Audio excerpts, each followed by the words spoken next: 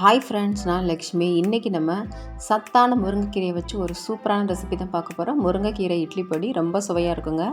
எப்படி செய்யலான்னு பார்க்குறதுக்கு முன்னாடி நம்மளோட KH cutie channel recipe subscribe பண்ணிக்கோங்க. பக்கத்தில் இருக்கிற பெல் ஐக்கானே கிளிக் பண்ணிக்கோங்க.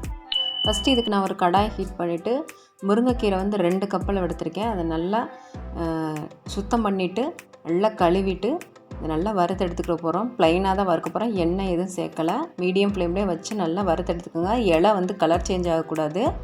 நல்லா மொறுமொறுப்பாகிற வரைக்கும் அதான் இலையை வறுத்து எடுத்துக்கலாம். அடுத்ததாக 1 கப் அளவுக்கு உளுந்தம்பருப்பு, தோல் உளுந்து கூட எடுத்துக்கலாம். அதையும் நம்ம ப்ளைனாக நல்லா ரோஸ்ட் பண்ணி தான் எடுக்க போகிறோம். கலர் லேஸாக சேஞ்ச் ஆகணும்.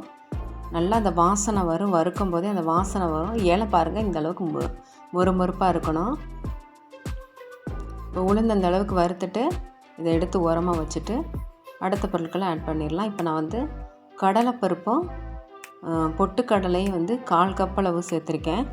அதையும் ஃபஸ்ட்டு ரோஸ்ட் பண்ணி எடுத்துடலாம்.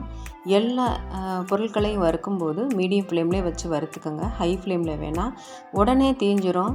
அந்த பச்சை வாசனை போகாது. அதனால் மீடியம் ஃப்ளேம்லேயே வச்சு வறுத்துக்கோங்க. இப்போ துவரம்பருப்பு, மல்லி விதை, ஜீரகம், மிளகு இது எல்லாத்தையும் சேர்த்து நல்லா ஒரு 1 நிமிஷம் அளவுக்கு வறுத்தா போதும்.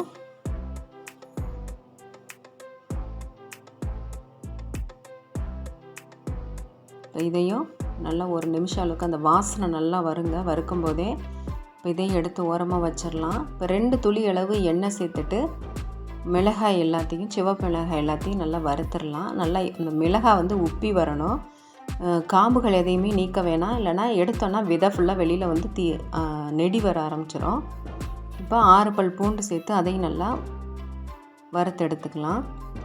இப்போ அதை நல்லா ஆற வச்சுட்டு மிக்ஸி ஜாருக்கு மாற்றிக்கோங்க. காம்புகள் எல்லாத்தையும் எடுத்துட்டு ஃபஸ்ட்டு மிளகாவை போட்டு அடிச்சுட்டு அதுக்கப்புறம் பருப்புகள் எல்லாத்தையும் சேர்த்து உப்பையும் சேர்த்து அரைச்சிக்கோங்க. கடைசியாக இந்த மாதிரி அரைச்சதுக்கு அப்புறமா கீரையும் பூண்டையும் இதில் சேர்த்துக்கோங்க. கொரகொரப்பாக அரைச்சா போதும். ரொம்ப பவுடராக அரைக்க வேணாம். இட்லி பொடி எப்போயுமே கொரகொரப்பாக இருந்தால் தான் நல்லாயிருக்கும்.